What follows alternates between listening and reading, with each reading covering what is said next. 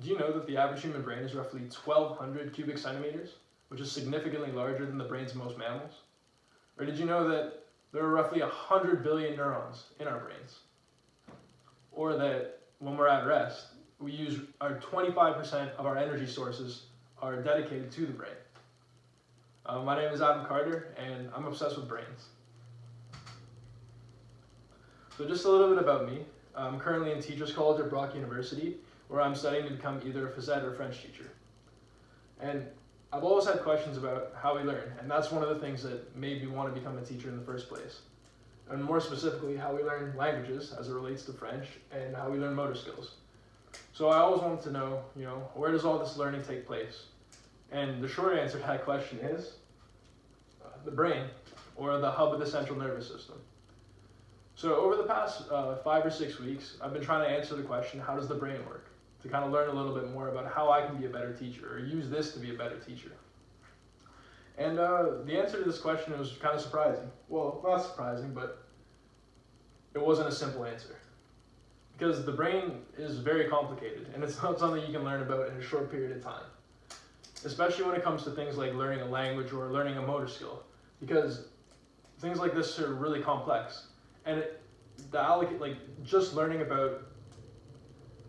motor skill, when you're learning a motor skill or a language, the function of the brain, the brain doesn't function in individual parts. Like there isn't one part of the brain that's 100% responsible for memory or for like throwing or something. It involves the integration of a variety of different structures. And in order to show you how complex this is, I'm going to actually be breaking down a motor skill for you today in this presentation. Now back to the title of my presentation, the brain as simple as picking up a pen. Now, when we think about picking up a pen, it's kind of contradictory because the brain's so complex, and picking up a pen seems like a relatively simple motor skill. But when we break it down and we think about when we see what the brain actually has to do just to execute this very simple movement, you see just how amazing the brain is. So, we're going to be going through the movement in 3 stages. We're going to go through before, during, and after.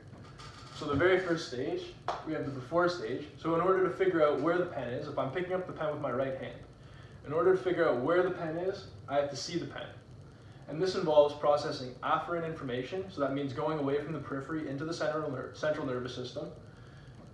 And this information goes to the occipital lobe, which is located right back here, and it's part of the cerebral cortex. And the occipital lobe is where we process visual information. Now, other areas of the brain are going to use this information to carry out the motor skill. So when we're planning the motor skill, we also have to take into account how we're going to execute the motor skill. So the planning, which is done in the supplementary motor cortex, which is located right here, located right in front of the primary motor cortex. And we also have the premotor cortex, which is lateral to the supplementary motor area, and it's responsible for orienting the body. And lastly, we also have in the parietal lobe back here, we have the sensory motor cortex, which is responsible for the location of the body, or figuring out where we are, using our senses and integrating that to figure out where we are. And all those 3 areas, all in that one cerebral cortex area of the brain, they help inform the primary motor cortex, which is where we actually execute the move. Now the primary motor cortex is located, it's a strip that's located right here, just on the other side of the central sulcus, dividing the frontal lobe and the parietal lobe.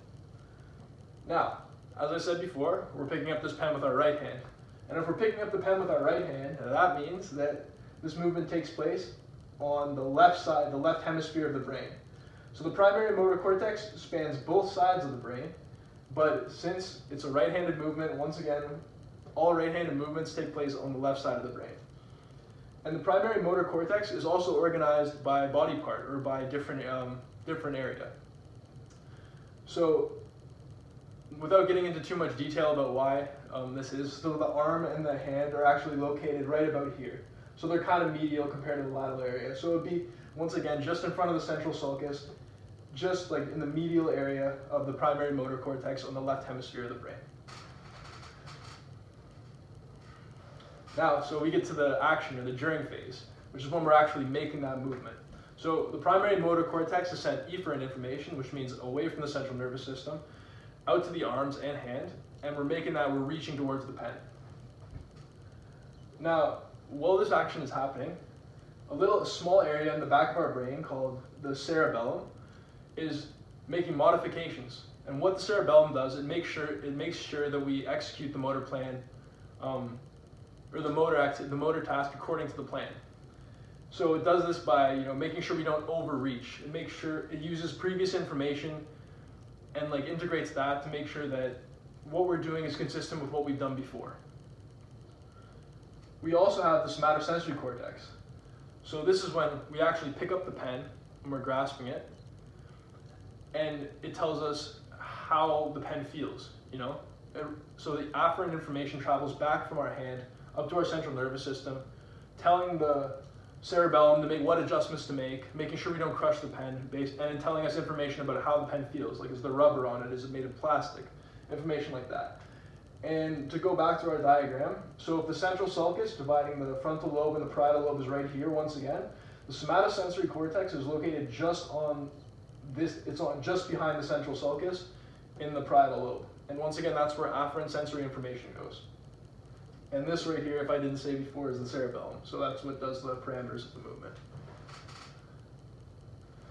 Now, after the movement, after we've completed the movement and it's all finished, the movement gets stored in our memory. Now, how this happens is, so as we're completing the movement, I said, we had the primary motor cortex, so that's the different areas of the cerebral cortex. We have the frontal lobe, as well as which is located here. We have the parietal lobe, the occipital lobe, and the temporal lobe.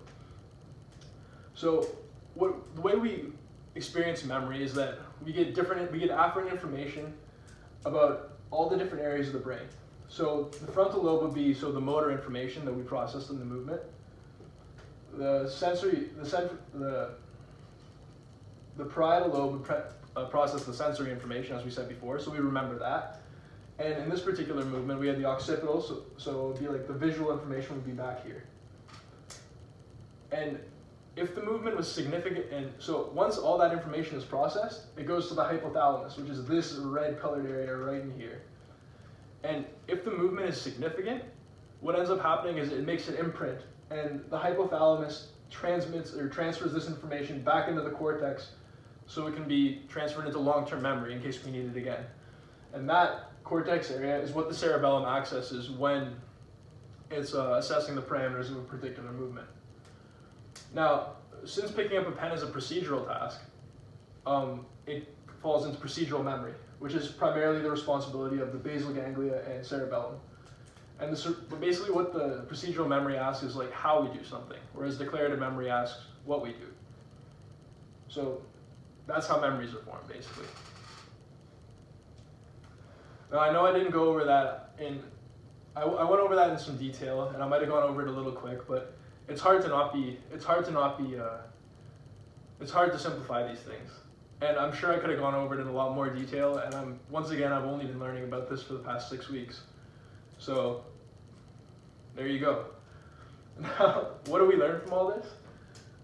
Even tasks as simple as picking up a pen are very complicated and involve the integration of many different structures in the brain. And we also learned that the brain plays a critical structure in the way we learn.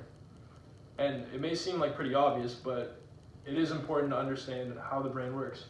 Because as teachers, if our primary objective is to teach students, and we want them to learn, we want them to retain that information, we want that information to transfer from the hypothalamus back into the cerebral cortex so it's permanent, not just short term. If we want that to take place, we have to understand how that process happens. And by learning about the brain, I think I've gained a better understanding of how that happens. And for everyone watching this, I hope you can understand. I hope this inspires you to figure it out for yourself too.